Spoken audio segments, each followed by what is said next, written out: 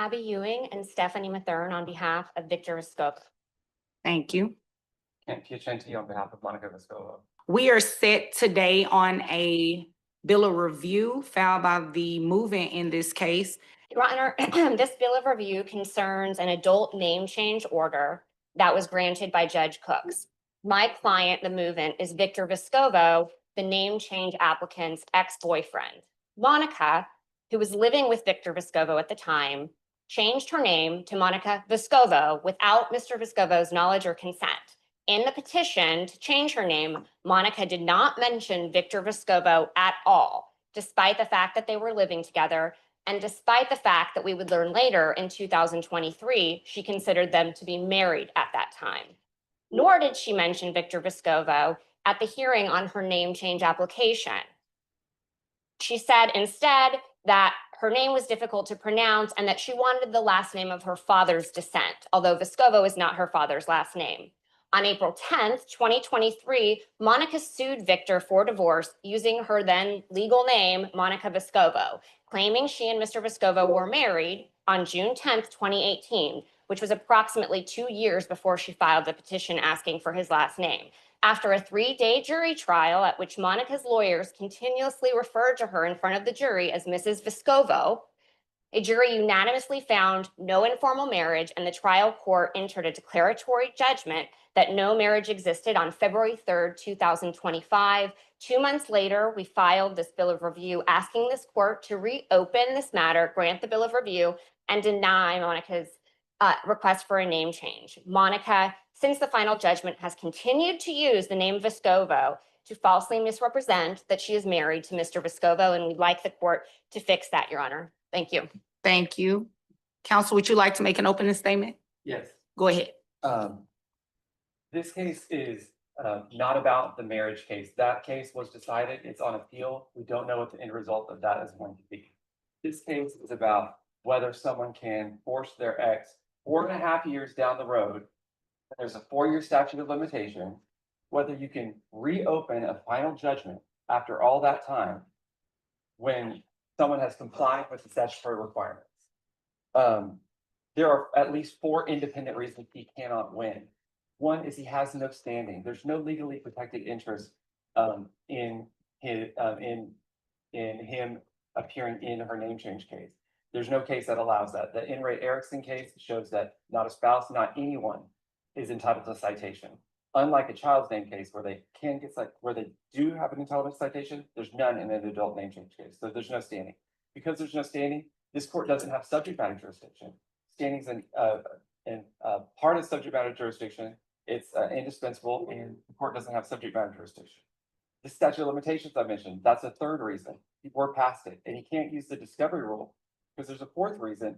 He's judicially stopped from saying that he didn't learn about this until June 2021 because he told the court in the marriage case of a declaration that he gave under penalty of perjury, knew about this the month after it happened. And it happened in October 8th, 2020. So he knew by November 2020. That's more than 4 years ago. And so for the marriage, he can't show a meritorious defense because there was nothing he could do to prevent the name change if she complied with the statutory requirements. And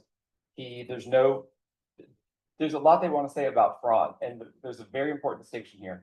What they're trying to say about her fraudulently obtaining the name change, which she didn't, that is irrelevant to this case because you have to show extrinsic fraud, not intrinsic fraud, which is what they're focused on. Extrinsic fraud means there was fraud that kept him from participating. Well, if she had no obligation to inform him of this, there was no fraud in keeping him from participating. He just didn't have a right to do it. And then the last part of the bill of review requirement is unmixed with negligence. He had known about this for over 4 years. He has used and encouraged her to use this name at times. He can't come now and say, open up a final judgment and change it. Thank you, counsel. Attorney Ewing, you may call your first witness. I call Monica Vescovo. Okay. Ma'am, you may have a seat right here. Which notebook should she refer to? It states petitioners on it. Okay. And ma'am, make sure you speak right into the microphone. Please state your name. Monica Vescovo. And on September 4th, 2020, you filed a petition with this court to change your name from Monica Alabayu to Monica Vescovo, correct? Yes. Could you please turn to Petitioner's Exhibit 1? And I'm going to ask you some questions about that exhibit. First, let me ask you, Vescovo is the last name of my client, Victor Vescovo, correct? Sorry, I need a second. Well, you don't need to look at anything yet, ma'am. Is Vescovo the last name of my client, Victor Vescovo? Yes. And you were living with Mr. Vescovo at the time you filed this petition for name change, correct? Yes. In fact, you listed his address in the petition, right? Yes, that was my address. But you did not mention Mr. Vescovo anywhere else or anywhere in your name change petition, correct? I'm sorry, what's your question? You didn't mention Mr. Vescovo in your name change petition, correct? I was changing it for professional reasons. Objection non-responsive. The same, Yes or ma'am, the no? question was, you didn't mention Mr. Vescovo in your name change petition, correct? Yes. Could you please look at Petitioner's Exhibit 1, which is your petition? And looking at page 1, you are asked, where it says the reason I want to change my name is on page 1, it's little c, 2C. Do you see that?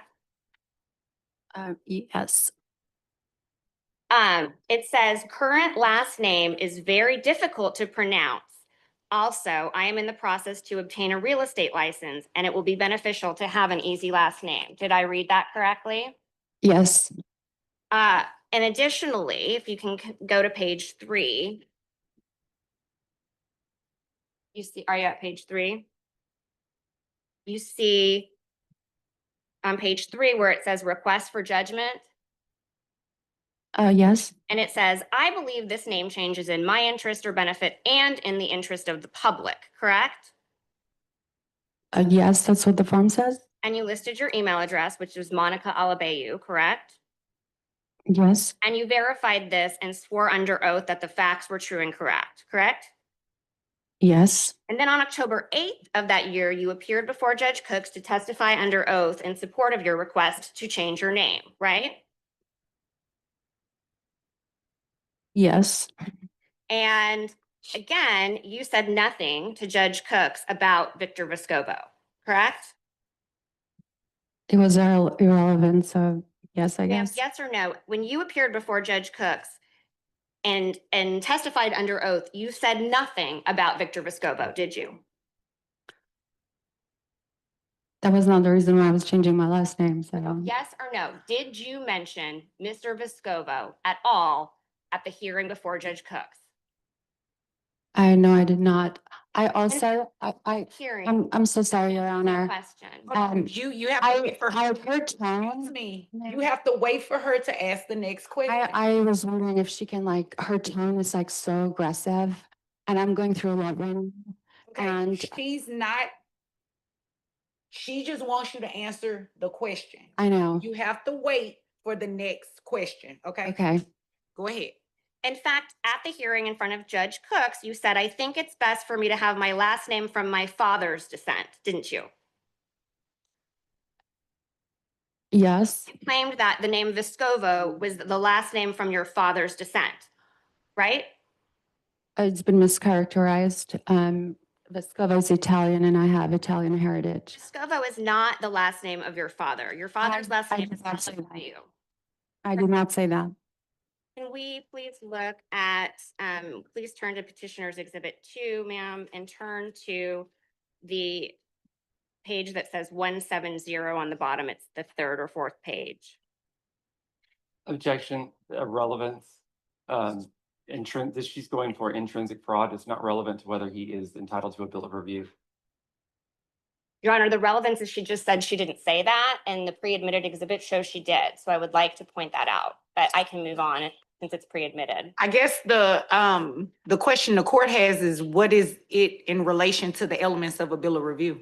The reason it's relevant, Your Honor, is because she stated that Vescovo was not the name she wanted because she believed she was married to my client, but because She thought it was the name, or she claimed it was the name of her family's descent. So she basically lied to the court about the reason for the name change. Okay, but I guess my question is, with the three elements of the bill of review, what is the relevance to? Fraud, Your Honor. But that's intrinsic. Also goes to her credibility today in her testimony. Okay, sustain. And Monica, after Judge Cooks granted your name change, you did not immediately tell Victor that you had legally changed your name to his, correct? That's incorrect. In fact, you continued to correspond with him, the Gmail address, I'll obey you, didn't you?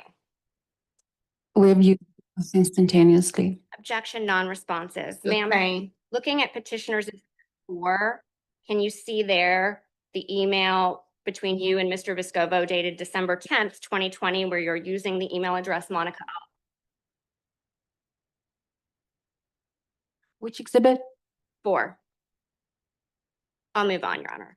On April 10th, 2023, Mr. Vescovo for divorce, claiming you two had been married on June 10th, 2018, correct? Yes.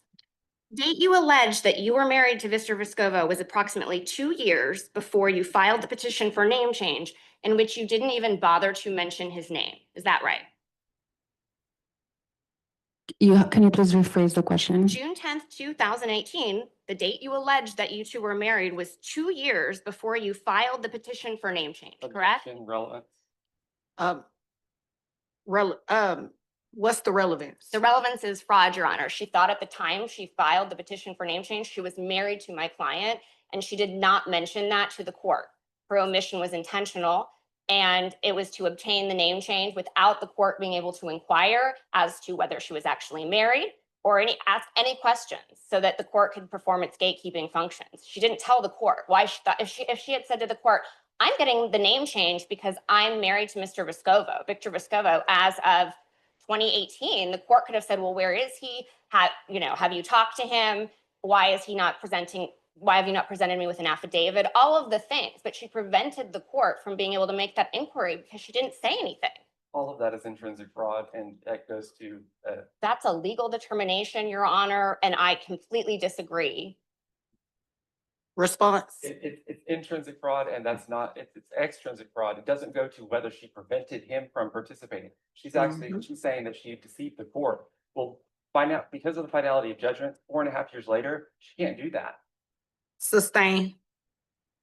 And you also alleged in the petition for divorce that your name was Monica Vescovo, correct? I believe I filed under initials. Well, you were referred to as petitioner Monica Vescovo, correct? I believe so, yes. And then your attorneys were able to refer to you in the proceedings as Mrs. Vescovo, correct? It's not only the attorneys, it's everyone that knew that we were married. You were able to use the name change that you obtained to call yourself Mrs. Vescovo for purposes of a divorce suit, correct? I was Mrs. Vescovo, so that was my title. Do you agree that referring to yourself as Mrs. Vescovo implied that you have Victor's last name because you're married to him? Not necessarily. Well, that's what you wanted to be implied, correct? That's incorrect. Ma'am, there was a jury trial, a 3-day jury trial, and the jury determined that you are not married to Victor Vescovo, Yeah, correct? because you slept with the judge. Objection, non-responsive. Sustain. And there was a final judgment entered that said that you have no marriage whatsoever, declaratory judgment, with Mr. Vescovo. Do you understand that? Sustain. Ma'am, since the final judgment was entered, have you continued to tell people that you are married to Victor Vescovo? Objection. The relevance on this, they filed a suit against her seeking a TRO. They got a TRO when she wasn't represented by counsel. When they come to the preliminary injunction hearing, the TRO was I'm going to dissolved. object to the speaking objection, Your Honor, especially if it counts against my time. It was counting against his time. Go ahead, counsel. They already litigated this and they lost. So if she can say whatever she wants because we have the First Amendment. Sustain. Have you referred to yourself as Mrs. Vescovo since the final judgment was entered? Objection, relevance. Sustain. Since the final judgment was entered, ma'am, Have you represented yourself as Mrs. Victor Vescovo? Objection relevant. It's relevant. Sustain. Pass the witness. Okay, counsel?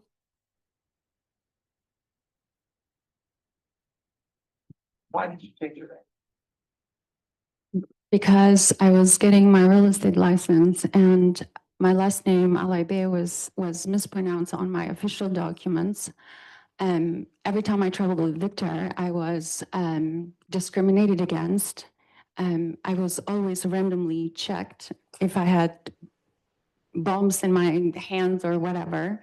So Victor's father was a realtor and he was 100% on board for me to change my last name to Vescovo. If you could look at our exhibit folder there for respondent, if you'd look at exhibit 2, could you tell me what this is?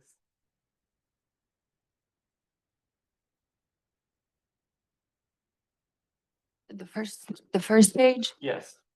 this is a correspondence with Texas Real Estate Commission about my last name update. So this is a true, oh, we've already admitted this, or sorry, go ahead. And so what did you tell them was the reason? That my last name is very difficult to pronounce and would have been very difficult for my clients to pronounce my name. So And then behind that page, that email, what do you have? these are, in order to be a realtor, you have to take these courses. And these were the 6 courses I had to complete in order to obtain. So what was the date of that course? This first one that we see there. The first one started on August 2nd, 2020. And went to, I believe the last course was September 18, 2020. and then, okay. That's I'm so sorry, it was September 9, 2020. that's all. Yeah. Okay. Anything else from this witness? I have nothing. Okay. Ma'am, you may return to your seat. Thank you, Your Honor. You're welcome. Attorney Ewing, you witness. I call Victor Vescovo, Your Honor. Okay, sir, if you have a seat right there.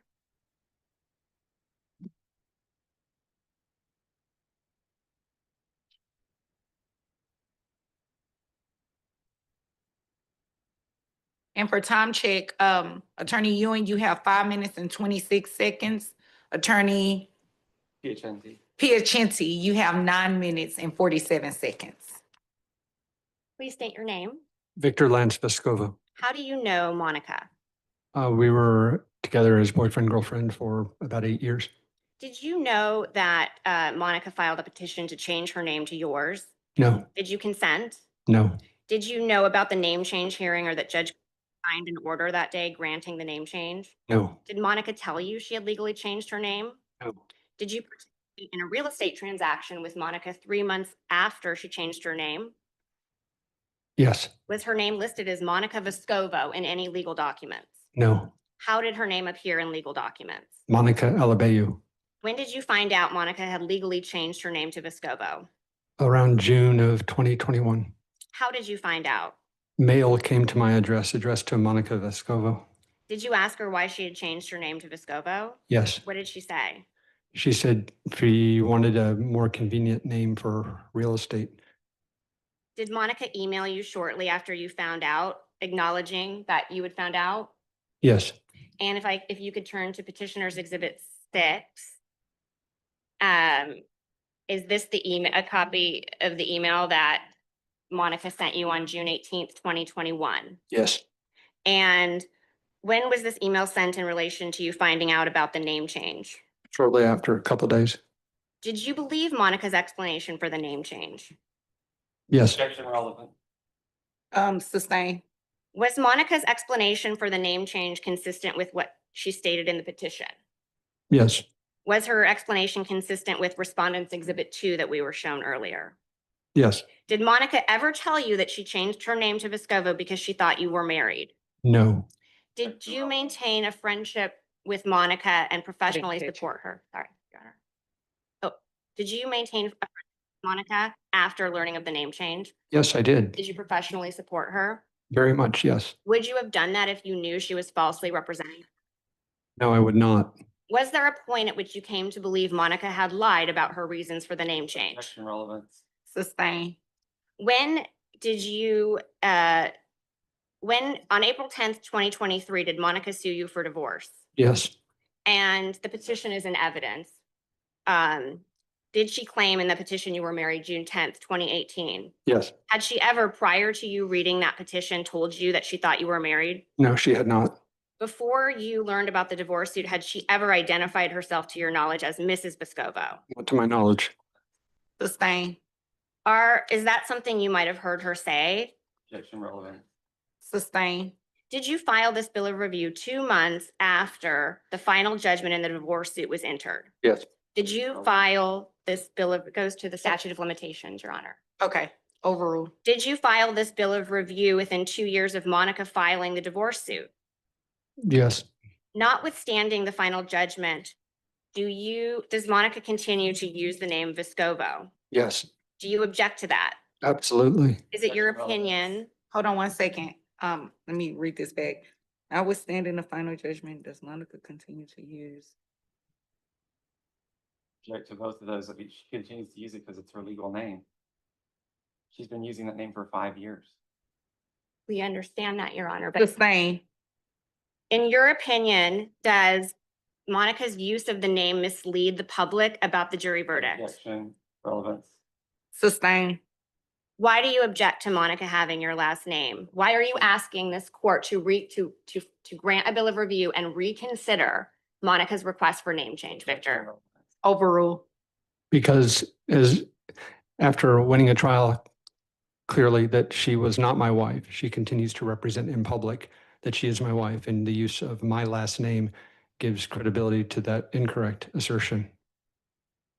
Do you think that that is something that this court should consider today, that Judge Cooks did not consider, that Monica believed that she was married to you and she's requesting the name change? Objection relevant. Hold on 1 second. Let me read that back. The law, that's what the court considers for this matter, not. Sustain. Pass the witness. When did you find out that Monica had changed her name? June of 2021. And what did you tell the court in the marriage case that when you had found out? Can you be more specific, please? You had did you have a declaration in support of your original answer in the divorce case? Yes, I did. Okay, if you could go to respondents, there's number 1. Is this your answer? Yes, it is. Okay, if you could turn to, there's 10 pages of the answer, and if you could go to the declaration behind it. Okay. There are 10 pages. Page- Hold on 1 second. What happened?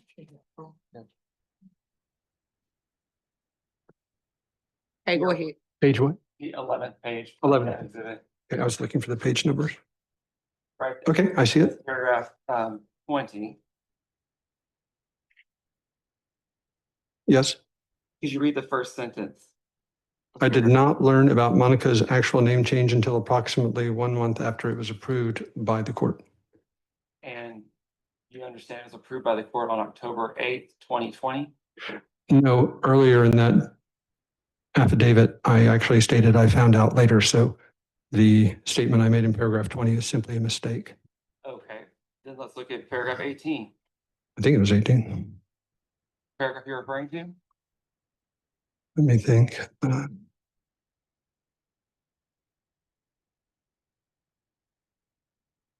Did you read? That's correct. The last statement. Did you read that paragraph? Sure. On January 19th, 2021, Monica closed on the Turtle Creek condominium that I purchased for her. The Turtle Creek condominium is deeded to Monica Alabayu, not to Monica Vescovo, even though the purchase occurred over 3 months after Monica fraudulently changed her last name to Vescovo. At the time I purchased the property for her, I did not know that she had changed her name. So in paragraph 18, you're saying you didn't know as of January 19th, 2021. Yes. And in paragraph 20, you said you knew a month after it happened, right? Well, that's what it says, but that was a mistake. I thought it was a year after. And you declare this under penalty of perjury, correct? Yeah, but I made a mistake. And your counsel submitted this to the court, correct? Yes. Did you review this before you signed it? Objection, Your Honor. Relevant. It's relevant to the statute of limitations and his credibility. He's got a declaration that's inconsistent within itself. If his counsel submitted that to the court, now they want us to believe that he didn't see his mail for 7 months. Your Honor, he's already said that it was a mistake. He's been asked and answered at this point. Sustained as to ask and answered.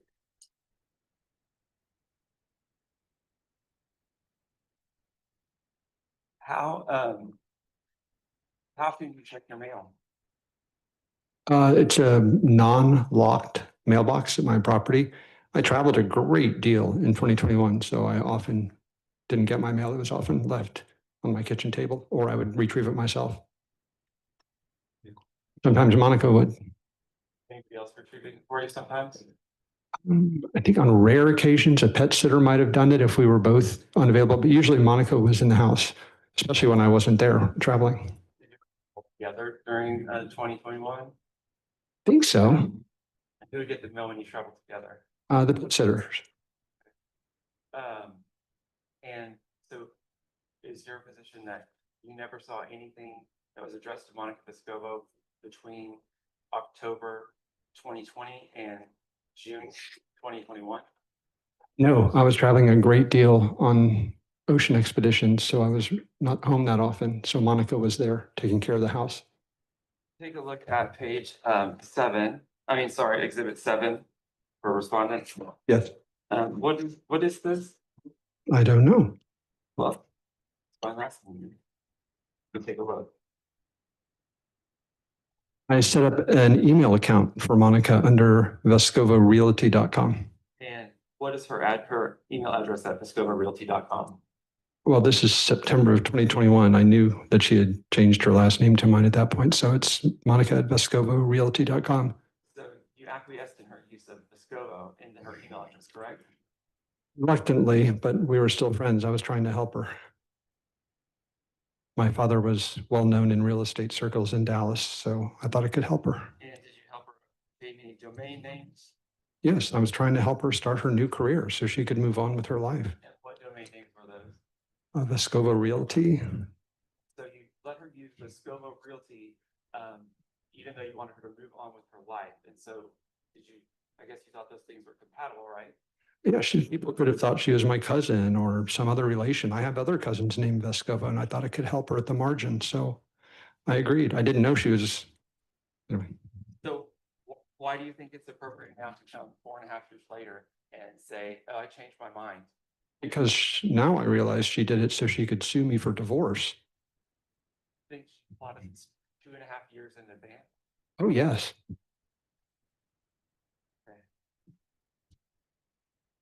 Okay. Anything else, counsel? No, Your Honor, thank you.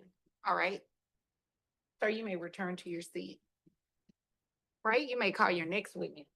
I have no further witnesses, Your Honor. I rest. Okay. He a Chinty? Okay.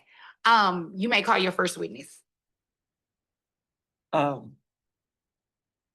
don't have anything else we need to say. Okay. Thank you. The court is going to deny the bill of review. Do you have a proposed order? I'll submit it. I'm sorry, I ran out the house without it. If not, I can do I can do an order and submit it to you all. My coordinator will email it. Thank you. Thank you. You all may be excused. Thank you, Your Honor.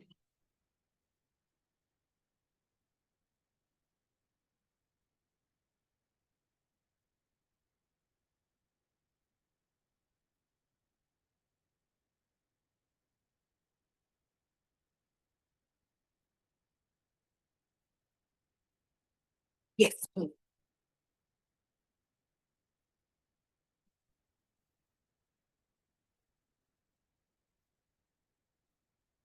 In the case of Victor Visco versus Monica Visco, what unfolded before the court was one of the most bizarre and deeply personal legal disputes imaginable. A man sitting in a courtroom fighting to strip his own last name away from a woman he had dated for 8 years, a woman who had secretly and legally changed her name to his, without ever telling him, without mentioning him in the petition, and without his knowledge or consent, only for him to discover the truth 2 years later, when a piece of mail arrived at his house addressed to someone who didn't legally exist yet, Monica Visco. The backstory was extraordinary.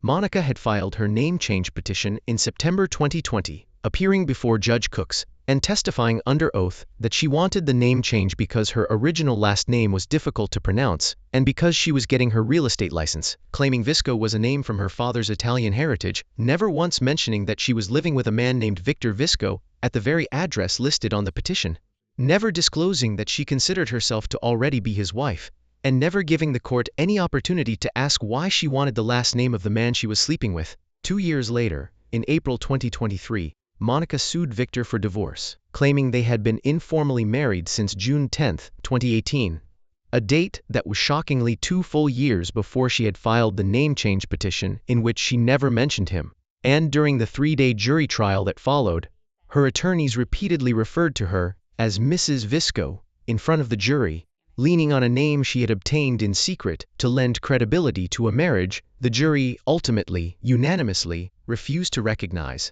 The jury's verdict was clear: no marriage had ever existed, and yet Monica continued using the Visco name freely, openly, and in Victor's view, deliberately, to keep implying to the world that she was his wife, despite a court having said otherwise. Victor's team argued the name change had been obtained through fraud, not because Monica had broken any procedural rules, but because she had stood before a judge and lied about her reasons, hiding the real motive, which was to take his name under the cover of a professional excuse, thereby preventing the court from ever asking the obvious questions it would have asked had she told the truth.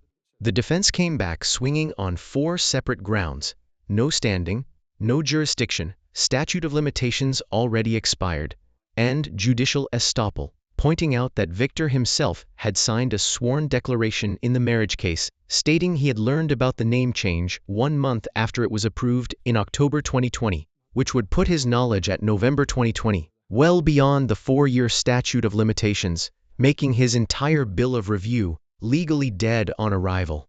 When confronted with this on cross-examination, Victor claimed the declaration was simply a mistake, that he had meant to write 1 year, not 1 month, but opposing counsel noted dryly that he had signed it under penalty of perjury, and his own attorneys had submitted it to the court.